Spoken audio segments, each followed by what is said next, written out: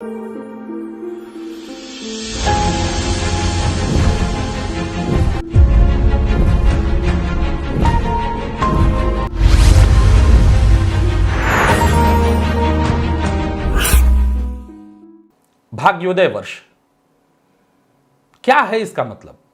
और अगर देखा जाए तो सूर्य आपके जब भाग्येश होते हैं तो 22वें वर्ष में शास्त्र कहता है आपका भाग्योदय होगा।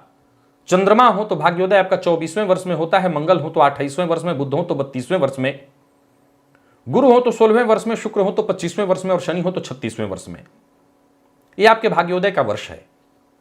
अब सवाल उठता है कि जो व्यक्ति 16वां वर्ष पार हो गया और गुरु उसके भाग्येश हैं, तो इसका मतलब अब उसके जीवन काल में भाग्योदय नहीं होगा, या एक ही बार भाग्योदय हुआ, या अब उसके जीवन काल में भाग्योदय के बाद कभी समस्या नहीं आएगी। इन बताए वर्षों का महत्व क्या है? देखिए, जीवन काल में ऐसा तो कभी हो नहीं सकता कि अगर आपका भाग्योदय हो गया, अगर गुरु आपके भाग्येश हैं और 16वें वर्ष में आपका भाग्योदय हो गया, सूर्य आपके भाग्येश हैं और 22वें वर्ष में आपका भाग्योदय हो गया, तो अब आपका भाग्योदय हो चुका है, अब जीवन में परेशानी नहीं आएगी। नहीं, ऐसा नहीं है, ऐसा है ही नहीं। और मैं सदैव कहा करता हूं कि जैसे ही आप अपने भाग्य को लेते हैं या जैसे ही अपने सुखों का चुनाव करते हैं, दुखों पर हस्ताक्षर अपने आप ही हो जाता है। तो भाग्योदय वर्ष का जो रहस्य है, जो प्राय आप लोग पूछते भी हैं, वो ये है कि उदाहरण से समझिए।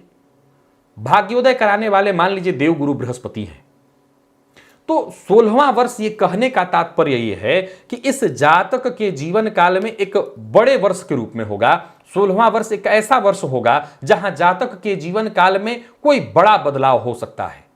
या यहां एक बात का और ख्याल रखना होगा, शनिदेव सबसे ज्यादा विलंबित भाग्योदय कराते हैं। इसका यह मतलब थोड़ी है कि जिनके भाग्येश शनिदेव हैं ऐसा जातक बाकी के समय में भाग्यहीन रहा होगा। इसका यह मतलब है कि 36वां वर्ष इस जातक के जीवन काल का विशेष है।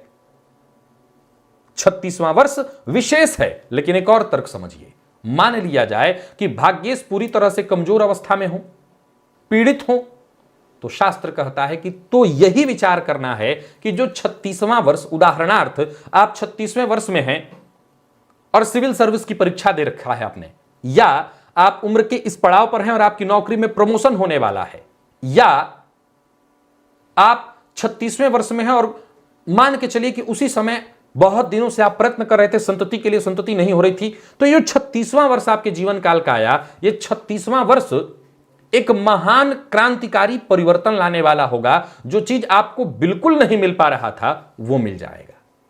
मान लीजिए आप 22वें वर्ष में हैं और सरकारी नौकरी के लिए प्रयत्नशील हैं, सूर्य आपके बहुत बलवान हैं, तो इसका मतलब है कि 22वां वर्ष आपके जीवन काल का महान क्रांति लाने वाला वर्ष है और 22वें वर्ष में ही आपकी सरकारी नौकरी तय है।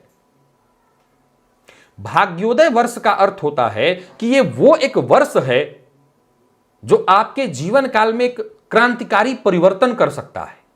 और शास्त्र यह भी कहता है कि भाग्येश जिस राशि में बैठे हों उस राशि का राशिपति भी भाग्येश बन जाता है, भाग्योदयकारी बन जाता है। अर्थात अगर गुरु जाकर के शनि की राशि में बैठे हैं तो फिर आप अपने जीवन काल के 36वें वर्ष को भी देखिए।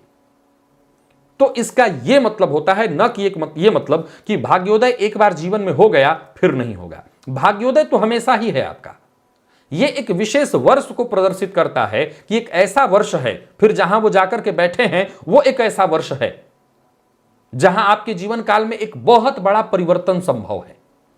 अगर आपकी कुंडली में भाग्यपति अत्यंत बली हैं तो समझ लीजिए, और एक और भी बात निकल करके यहां पर आती है कि जो भाग्योदय वर्ष है, उदाहरण से समझिए, तो बर्बाद होने के लिए एक दिन का वक्त लगता है। आपका कोई गलत निर्णय और आप आसमान से जमीन पर आ जाते हैं। हो सकता है वक्त लगे, लेकिन आपका किया गया एक निर्णय आपको जमीन पर ले आएगा। और वहीं आबाद होने में एक वर्ष का, बनने में समय लगता है, बिगड़ने में नहीं। तो भाग्योदय वर्ष का अर्थ यह भी है कि यहां पर अगर व्यक्ति प्रयत्न कर ले इस वर्ष को, अगर मान लिया जाए जिन लोगों के जीवन काल में गुरु भाग्येश हैं, तो गुरु भाग्येश है तो 16वें वर्ष में ही भाग्योदय वो करा देंगे। लेकिन यही वो वर्ष है जब शिक्षा में उसके कोई क्रांतिकारी परिवर्तन हो जाए, कोई ऐसा निर्णय ले ले जिसके बाद उसके जीवन काल में निरंतर उन्नति होती चली जाए। तो ये वर्ष जो भाग्येश वर्ष है, भाग्योदय वर्ष है, वो एक ऐसा वर्ष है जहां एक छोटा सा क्लिक और निसंदेह आपकी पूरी जिंदगी वहां से अच्छी हो सकती है। तो ये सदैव याद रखिएगा कि भाग्योदय वर्ष का अर्थ ये नहीं कि इसके बाद भाग्य साथ नहीं देगा या फिर भाग्योदय नहीं होगा। भाग्योदय तो हर दिन है आपका, ये एक विशेष वर्ष है।